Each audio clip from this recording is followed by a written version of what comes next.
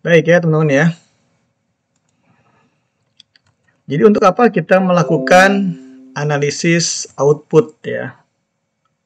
Jadi kan kita tahu ya bahwa sebuah simulasi ya dilakukan ya. Itu untuk apa? Untuk kita bisa mempelajari ya dari suatu sistem yang kita simulasikan gitu. Ya, biasanya memang dalam bentuk sebuah proyek ya, proyek simulasi itu. Ya, bisa disebut sebagai proyek penelitian boleh ya. Nah, jadi simulasi itu adalah hanya sebuah teknik ya enggak, sebuah metode yang digunakan dalam sebuah penelitian. Seperti contohnya kemarin ya kita melakukan simulasi antrian ya enggak, kita ingin tahu misalnya untuk di BPJS ya, apakah kalau manajemen punya target rata-rata waktu tunggu itu tidak boleh lebih dari 5 menit misalnya gitu ya. Ya atau 10 menit. Nah, kita ingin pelajari ya enggak? Kita buat model simulasinya ya, kita tirukan tuh.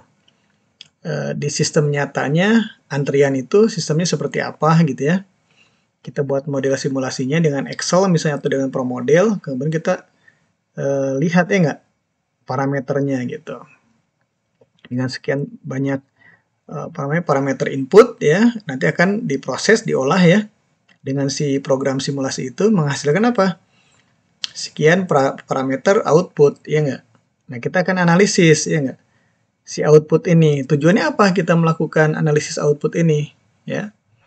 Ya tentunya supaya kita tahu ya enggak apakah hasilnya ya enggak apakah sudah sesuai dengan yang kita inginkan gitu ya. Tujuan tadi misalnya tujuan di BPJS ya.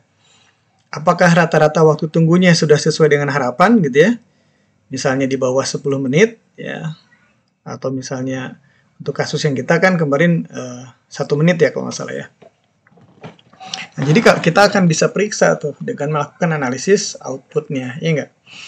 Nah, kemudian output dari program simulasi itu memang biasanya ini ya bersifat numerik ya, jadi angka-angka, ya enggak?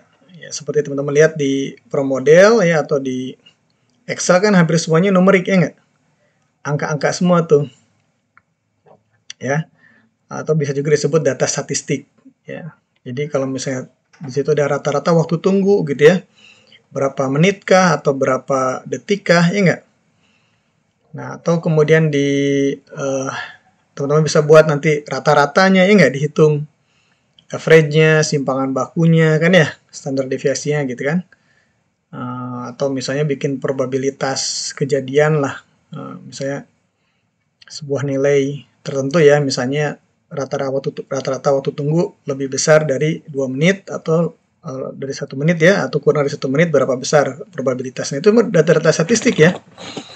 Termasuk kemarin yang profit ya enggak?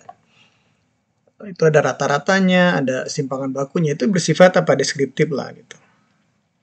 Jadi hampir semua keluaran dari program simulasi itu berupa data statistik yang perlu dianalisis ya enggak. Jadi output berupa data statistik itu akan berguna ya enggak kalau bisa dianalisis ya. Nah, makanya nanti sebagian sudah kita belajar ya kemarin, kita gunakan teknik analisis statistik inferensial ya enggak, bukan cuman deskriptif yang hanya mencari nilai misalnya tadi rataan ya atau rata-rata gitu, kemudian simpangan baku, kemudian probabilitas ya. Kita juga mencari nilai atau misalnya kita melakukan uji hipotesis ya nggak, kemarin sudah kita lakukan contohnya begitu. Atau kita menguji distribusinya, memang kemarin lebih banyak untuk konteksnya adalah analisis input ya, data input. Nah, tetapi teknik yang sama bisa kita gunakan untuk analisis outputnya gitu ya. Jadi kalau sekian data kita kumpulkan, ya nggak, kita ingin uji ya nggak data itu, ya kan, hipotesisnya gitu kan kita buat, bisa gitu ya untuk yang output. Nah, khusus untuk analisis output ya teman-teman ya, sebelum kita melakukan analisis ya, terutama dalam hal ini analisis secara statistik ya, si output ini, keluaran ini ya, harus sudah merupakan apa? Hasil ya yang sudah memenuhi minimum sampelnya gitu, jumlah sampel yang minimumnya ya, atau jumlah replikasi minimumnya. Oke. Jadi kalau kemarin contoh kita yang BPJS ya, satu kali run itu di Pro Model ya, teman-teman kan satu kali run itu ya sesuai dengan parameter inputnya ya. Misalnya kalau teman-teman setting di situ 5 jam, 8 jam, ya sudah ya, itu satu kali run namanya ya enggak? Satu kali run, satu kali replikasi ya enggak? Nah, berapa lama? Ya, terserah teman-teman bisa menentukan parameter panjangnya simulasi itu berdasarkan waktu ya, bisa berdasarkan apa namanya? Kejadian ya. Nah, gitu. Jadi kalau waktu misalnya di setting 5 jam ya enggak? Runtime-nya 5 jam, 8 jam. Nah, kalau misalnya teman-teman settingnya berdasarkan kejadian ya atau kapasitas gitu ya. Nah, bisa tuh dibuat misalnya kejadiannya apa? Kalau di settingnya maksimum untuk melayani pelanggan sebanyak 100 orang gitu ya dalam satu hari kerja gitu ya. Ya sudah berarti eh, settingan runtime-nya itu ya di situ akan berubah-ubah sepanjang apa? Jumlah pelanggannya sudah tercapai sebanyak 100 orang ya. Jadi bisa aja 100 orang itu terpenuhi dalam waktu 8 jam ya, bisa lebih atau kurang. Jadi parameternya apa? Jumlah penggunanya gitu ya. Nah, itu contoh. Nah, kita dari hasil simulasi yang BPJS kemarin ya, itu kan baru kita gunakan satu kali replikasi ya enggak? Nah, tapi kita belum menghitung berapa jumlah replikasi minimum untuk apa namanya? Simulasi tersebut ya, untuk program simulasi tersebut. Atau juga untuk yang case simulasi antrian yang menggunakan yang BPJS ini tapi menggunakan Excel ya. Kita pun belum menghitung berapa jumlah replikasinya, minimumnya gitu. Nah, itu ada perhitungannya nanti ya secara statistik. Baik. Selanjutnya teman-teman ya, karena kita lebih banyak untuk pemodelan simulasi ini ya, masalah yang banyak kita hadapi itu ya konteksnya itu dalam sistem probabilistik ya. Jadi hampir semua lah. Ya enggak? Kalau yang deterministik mungkin bisa diselesaikan dengan model apa? Model OR ya, contohnya operational research. Jadi kalau teman-teman masih ingat yang waktu penentuan jumlah mesin, ya enggak? Jumlah mesin A, mesin B yang harus dibeli, ingat nggak? Itu yang model program linear ya. Itu kan model deterministik ya. Nah, memang ada sih ya, pada kenyataannya ada model-model deterministik. Tetapi umumnya yang di solve atau yang dirancang ya, didesain atau di-install atau di improve oleh engineering industrial engineering itu kebanyakan model probabilistik. Ya, seperti misalnya proses produksi ya nggak? Nah, bagaimana kita membuat model proses produksi itu rata-rata model probabilistik. Ya. Nah, jadi kita sekarang paham bahwa model probabilistik itu ya berangkat dari kita membuat simulasi sistem probabilistik ya. Nah, itu biasanya apa? Ada variabel input yang punya karakteristik apa? Acak ya enggak? Random. Ya, jadi ada perilaku random. Itu diwakili oleh apa? Oleh variabel input yang bersifat random. Saya sudah berulang kali bilang, minimal atau sekurang-kurangnya ada satu saja variabel input yang bersifat random atau acak ya enggak? Maka sistem itu menjadi sistem probabilistik ya. Jadi kalau ada satu variabel probabilistik, maka sistem itu menjadi sistem probabilistik. Nah, kalau inputnya mengandung variabel probabilistik ya atau bersifat random ya, teman-teman, maka pasti outputnya pun bersifat random, ya. Jadi di sini kita sudah bisa melihat nih, kalau kita melakukan analisis output dari sistem probabilistik ya, maka kita akan berurusan dengan analisis statistik ya nggak?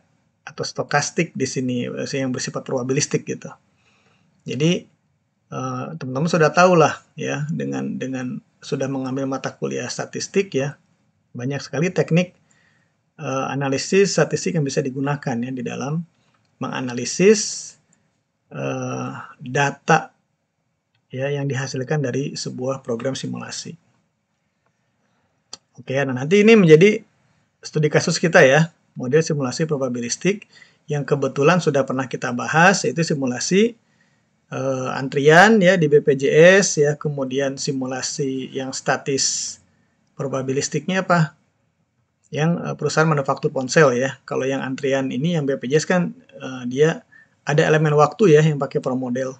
Jadi dia termasuk simulasi dinamis ya. Jadi kita punya dua case ya, simulasi dinamis satu, simulasi statis satu. Tapi dua-duanya probabilistik gitu ya. Kalau yang deterministik ya waktu itu yang perhitungan model OR ya namanya model OR. Model Operational Research itu apa? Program linear yang menghitung jumlah mesin ya, gitu. Nah, jadi kita akan coba teman-teman ya, lakukan analisis output dari case yang ini nih. Oke, yang sudah pernah kita kerjakan baik dengan Excel ya, sebagai statis probabilistik ataupun dengan promodel ya. Sebagai apa? Simulasi dinamis ya, probabilistik gitu. Ya.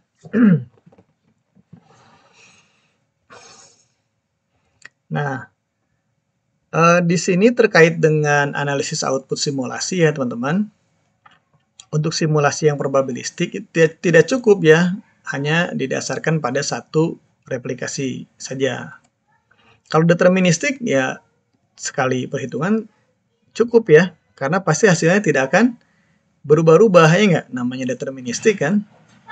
Ya kan, jadi kalau teman-teman lihat dari yang kemarin kita model deterministik ya, mau berkali-kali kita run atau misalnya kita lakukan perhitungan dengan solver ya, hasilnya akan sama kan? Ya nggak? Akan sama gitu, nggak akan berubah-ubah. Ya. Jadi karena tidak cukup ya kita menggunakan satu kali replikasi, maka kita harus melakukan beberapa kali replikasi. Nah, batasannya sejauh mana, seberapa banyak jumlah replikasinya. Nah, nanti kita bisa menghitung ya. Ada rumus ya, perhitungan untuk menentukan jumlah replikasi. Oke. Nah, tadi saya singgung bahwa untuk menganalisis output ya, kita bisa menggunakan analisis statistik ya, baik yang bersifat deskriptif maupun inferensi gitu. Dari mulai pemodelan ya, dan salah satu jenis model simulasi ya, pemodelan simulasi jadinya ya. Untuk yang mata kuliah kita ini kan rata-rata ya dilakukan sebuah kegiatan yang namanya pemodelan atau pemodelan simulasi itu kita tahu ya ada untuk mempelajari ya as is-nya, kondisi existing-nya, ada juga untuk apa? Untuk mengevaluasi ya enggak? Mengevaluasi. Jadi kita ingin tahu nih. Nah, tentunya ketika kita melakukan evaluasi ya, kita harus tahu dulu nih ya enggak? Parameternya apa nih? Untuk apa kita melakukan evaluasi? Biasanya yang diukur itu apa? Kinerjanya kan ya enggak? Kinerja dari si sistem yang sedang kita pelajari. Misalnya kinerja tadi simulasi antrian ya, berarti kinerja si kantor BPJS itu ya enggak? Di dalam melayani penggunanya.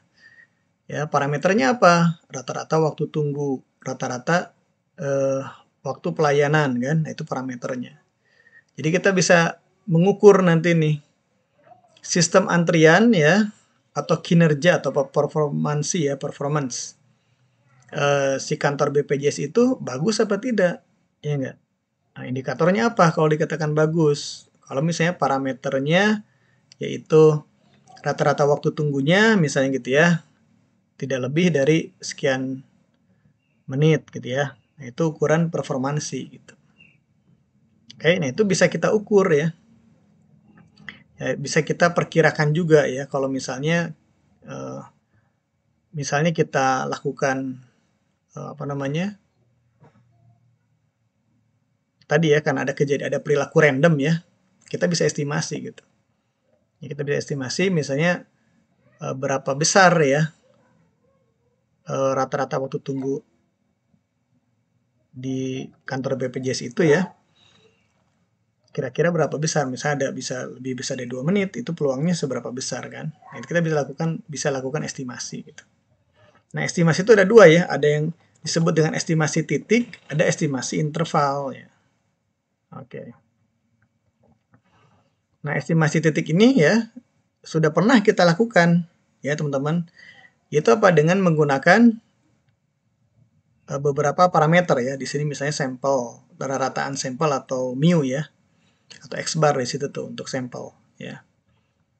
Nah, kita di situ bisa dengan kemarin kita menghitung ya untuk yang profit ya nggak, kita bisa menghitung berapa peluang misalnya ya si profit itu lebih besar dari 1,4 M, masih ingat nggak?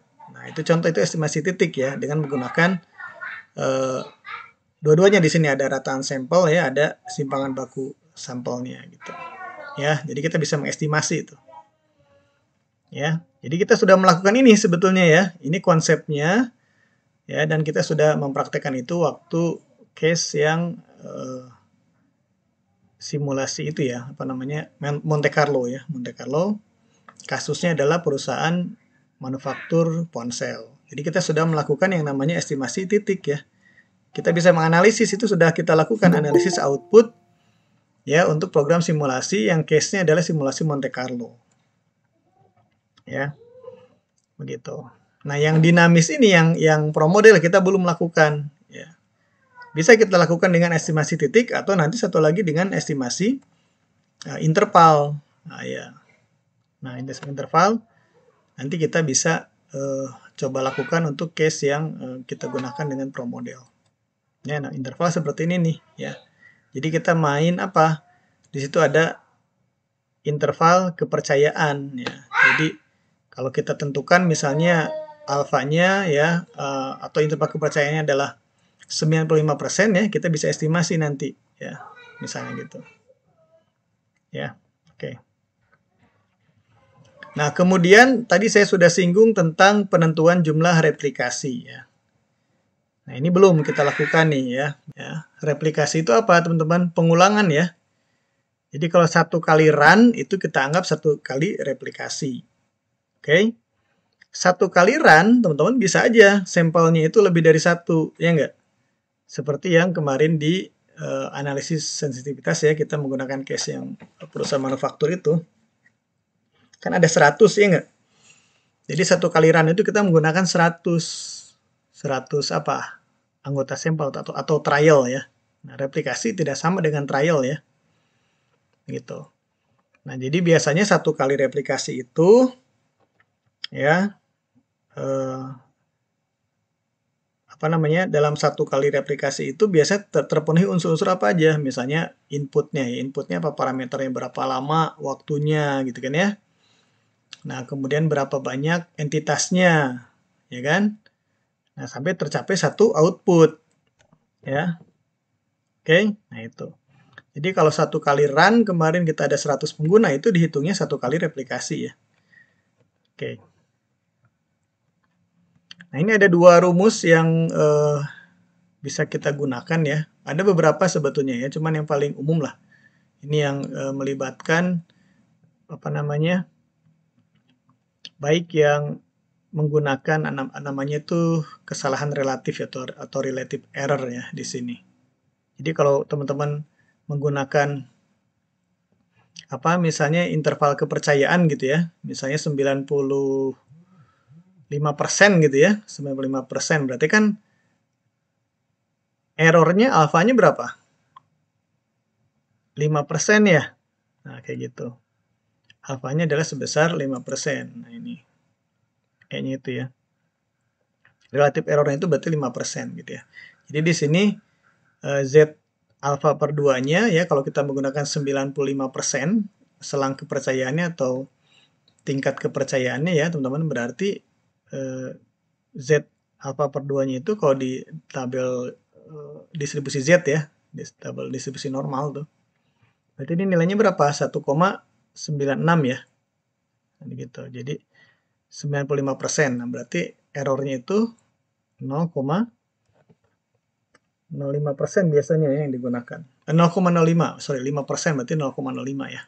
E-nya ini. Oke, kalau ini kan simpangan baku S-nya. X bar berarti kan dataan sampelnya ya. Atau yang ini nih ya, aproksimasi kasar nih.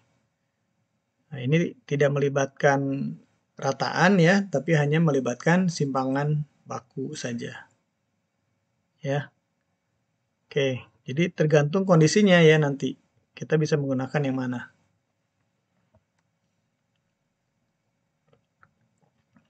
Nah, oke. Di sini ada apa namanya yang perlu kita, ini hal baru ya, baru yang saya sampaikan, tetapi sebenarnya sudah kita lakukan ya, yaitu jenis apa? Simulasi berdasarkan perilaku dari apa namanya model simulasi yang kita buat ya. Nah, berdasarkan apa? Berdasarkan bagaimana kita bisa melakukan atau merun ya si program simulasi itu. Jadi kalau program simulasi itu ya bisa kita hentikan ya, atau dia memiliki titik henti, itu biasa disebut dengan simulasi henti, terminating simulation. Tapi kalau enggak, maka disebut dengan simulasi tak henti ya, non terminating. Ya. Nah, selama ini yang kita gunakan adalah yang terminating simulation, simulasi henti ya. Kita bisa setting apa namanya dan memang secara natural ya, secara alami dia punya titik henti gitu. Ya. Jadi misalnya apa di sini contoh ya, contoh. Termasuk yang BPJS kemarin tuh. Ya, jadi kita kan sudah tahu ada jam kerja, ya enggak? Kalau ada jam kerja, berarti ada jam buka kantornya, ada jam tutup kantornya. Nah, itu kan berarti jenis simulasi henti ya namanya. Terminating simulation. Ya. Jadi kita bisa setting tuh waktu mulainya berdasarkan waktu buka jam kerjanya ya. Waktu selesainya atau stopnya ya, hentinya itu berarti ketika sudah selesai jam kerjanya. Ya. Seperti itu. Jadi ada awal dan akhirnya gitu ya. Loh, kok emang apa mungkin Pak ada simulasi yang tidak ada hentinya ya? Ya, kalau untuk tujuan kita menganalisis tentunya harus kita hentikan, tetapi secara alami ya, natural, ada sistem yang dia bersifat tak henti. Nanti kita bahas ya setelah ini. Oke. Nah, terkait dengan simulasi yang bersifat terminating ya atau simulasi henti ini ya, kita harus menentukan jumlah replikasinya tadi ya dengan rumus yang tadi di depan. Ya, kemudian kita harus menentukan status awalnya ya. Awalnya berarti misalnya kalau dari sisi runtime-nya itu berdasarkan waktu ya, berarti kita harus menentukan tuh ya enggak? Bisa dari waktu 0 ya, T0 ya gitu ya. Atau bisa berdasarkan apa? Jam kerja ya. Misalnya Anda setting dari mulai jam 8 gitu ya. Kalau 8 jam berarti kan sampai jam bisa jam 4 gitu ya sore. Nah, itu berarti kan itu status tuh. Ya. Status awalnya jam 8, status akhirnya jam 4 sore misalnya gitu. Ya, nah itu penentuan kondisi penghentian simulasi setelah tercapai waktu akhirnya gitu ya jam 4. Atau misalnya berdasarkan apa? Tadi jumlah pengguna enggak? Kalau jumlah pengguna kita batasi 100 pengguna, berarti status awalnya 0 pengguna. Jadi kapan dimulainya simulasi? Ketika 0 pengguna. Kapan berhentinya simulasi itu? Ketika tercapai 100 pengguna gitu ya. Nah, ini tadi ya case-nya, contohnya hampir semua lah yang bersifat pelayanan ya, public office ya, public service gitu, atau misalnya Kayak tadi ya BPJS atau kantor-kantor lah, itu rata-rata semuanya kalau kita buat model simulasinya, model simulasi antriannya misalnya ya, itu merupakan jenis terminating simulation atau simulasi henti. Atau pabrik-pabrik ya nggak? Hampir semua pabrik pasti ada waktu mulainya, ada waktu berhentinya ya nggak? Nggak ada yang terus-terusan ya berjalan ya. Kecuali misalnya apa reaktor nuklir, nah betul ya. Mungkin reaktor nuklir yang memproduksi energi ya dia bisa terus-terusan tuh ya meskipun boleh jadi ya ada apa namanya saat-saat tertentu dia berhentinya bisa jadi gitu ya. Nah, oke. Nah, untuk simulasi henti berarti kan kebalikannya ya teman-teman ya. Nah, kalau simulasi henti itu ya bisa dibilang secara alami pun ya sistem ini simulasi ini adalah untuk menirukan sistem yang berjalan terus-menerus ya. Contoh apa? Nah, simulasi rumah sakit ya nggak? Rumah sakit ya bisa dibilang buka terus ya. Meskipun boleh jadi ada bagian-bagian dari si rumah sakit itu ya yang tutup gitu ya. Tapi secara umum yang namanya rumah sakit ya 24 jam kan. Satu hari 24 jam ya 7 hari seminggu dia buka terus ya minimal lah IGD-nya ya nggak ya kan biasanya nggak pernah libur gitu. Nah artinya apa sistem ini beroperasi terus menerus ya nggak maka dia bisa disebut dengan non terminating simulation ya. Kalau dibuatkan model simulasinya maka model simulasinya menjadi apa jenisnya non terminating atau simulasi tak henti gitu ya. Atau pom bensin yang 24 jam ya. Ada juga sih memang pom bensin yang nggak 24 jam ya. Jadi kita ambil contohnya adalah pom bensin yang 24 jam. Oke. Saya beberapa kali melihat pom bensin itu kalaupun dia ada yang tutup ya, tapi beberapa misalnya kalau ada kita sebut itu apa? Workstation-nya gitu ya, satu satu pelayanan ya, satu apa tuh? Saya ada 4 gitu, satu pom bensin itu ada 4 pelayanan gitu ya. Ada 4 counter gitu. Nah, biasanya yang 24 jam itu, ya setidaknya gitu ya, setengahnya lah yang tutup gitu ya. Untuk mungkin untuk menghemat ya biaya operasional, karena mungkin kalau malam kan beda demand-nya enggak. Siang lebih banyak, lebih ramai, ya cukup. Jadi semuanya dibuka tuh counternya. Ya enggak? Kalau malam ya cukup 2 saja atau satu bahkan gitu. Ya. Tapi secara umum bisa disebut kalau seperti itu jadinya non terminating. Kalau dibuatkan modelnya ya non terminating simulation gitu. Atau jalan sendiri nih, ya jalan apa namanya prasarana transportasi ya.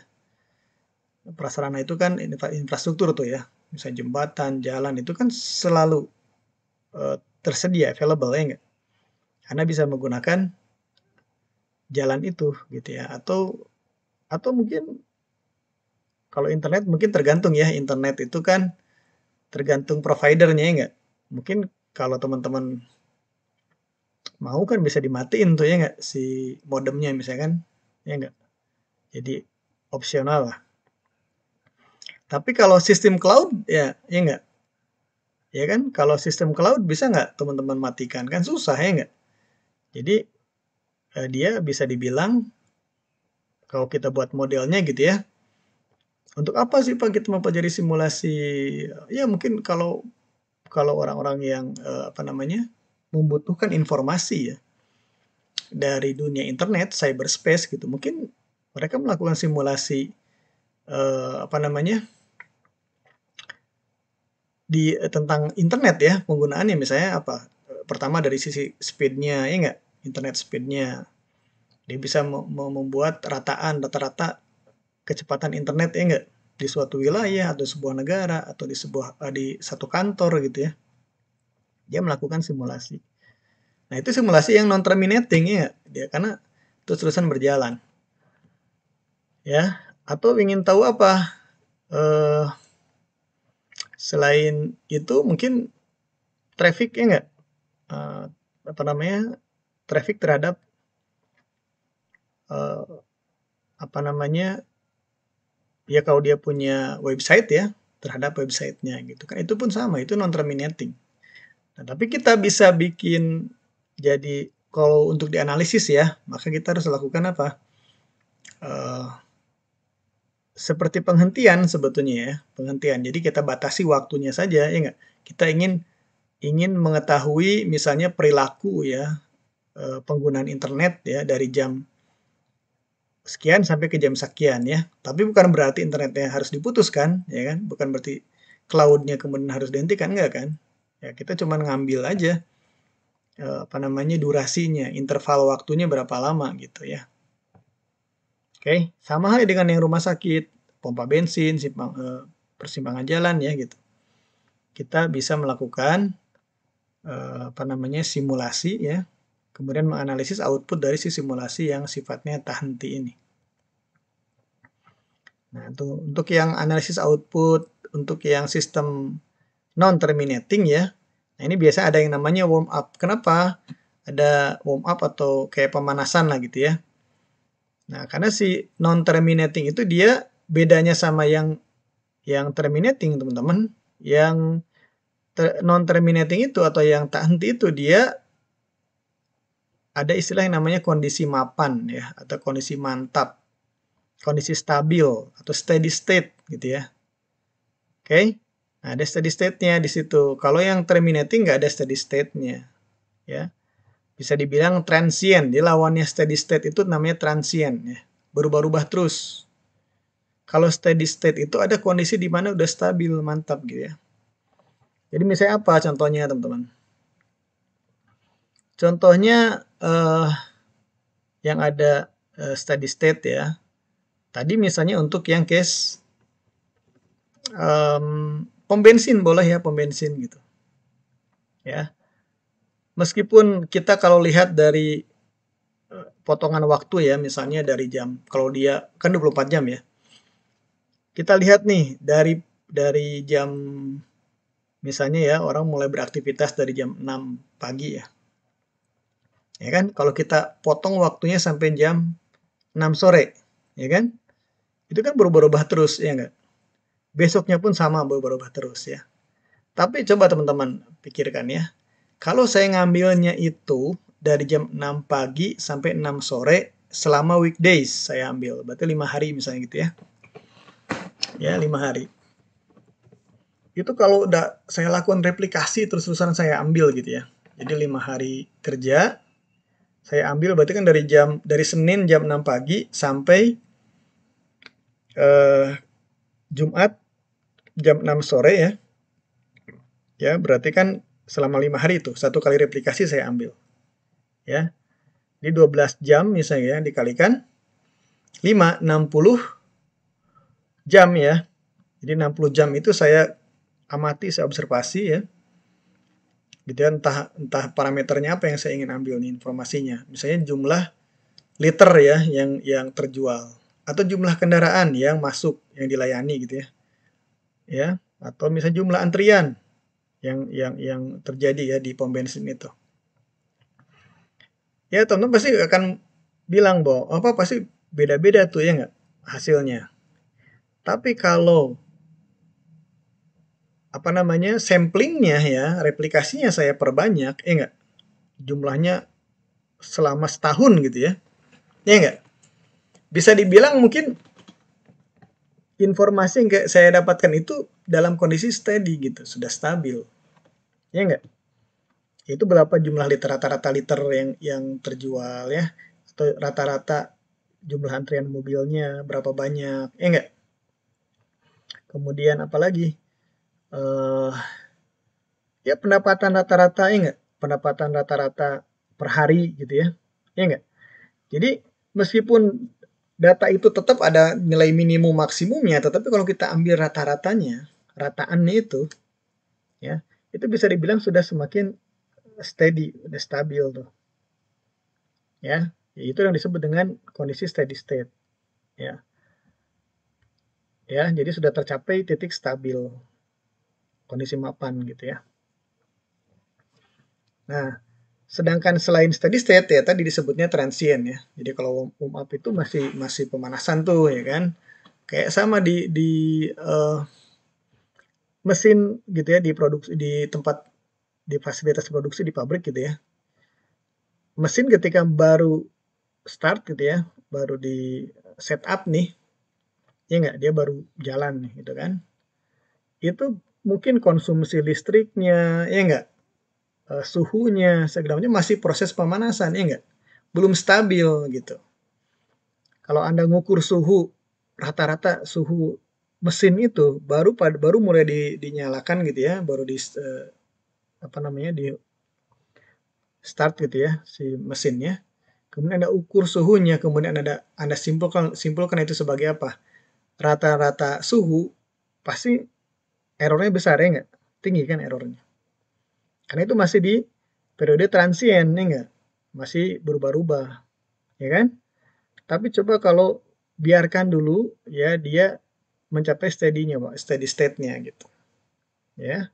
Nah, itu baru kemudian Anda lakukan apa? Pengumpulan data gitu ya. Observasi di situ kumpulin. Nah, itu baru lebih sedikit errornya, lebih kecil gitu.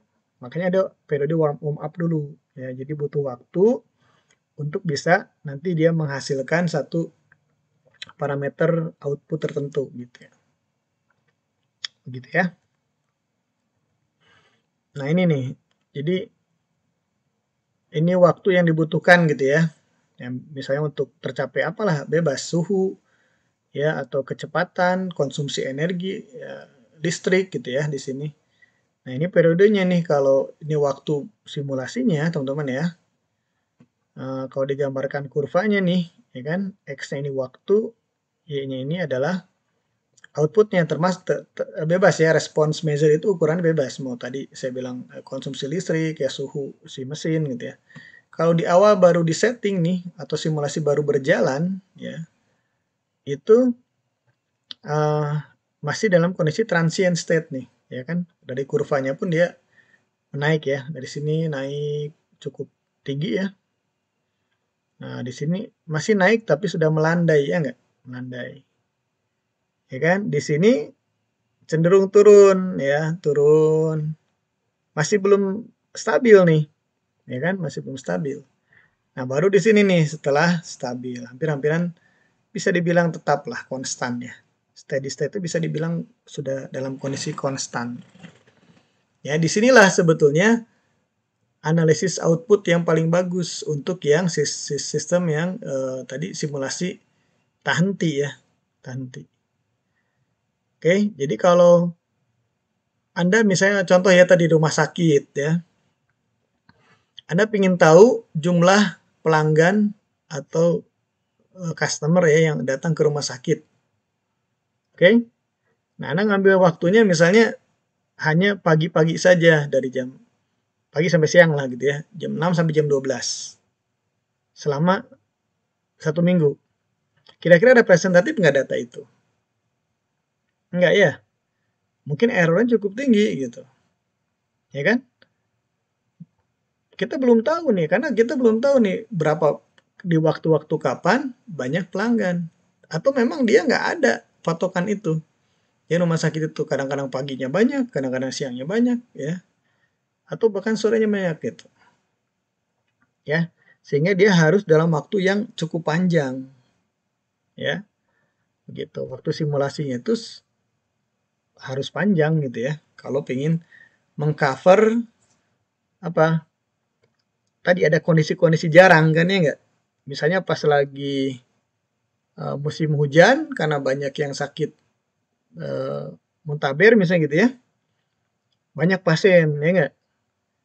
Ya kan? Misal gitu ada cycle time-nya gitu, yang sifatnya cyclical ya, ada yang sifatnya musiman gitu.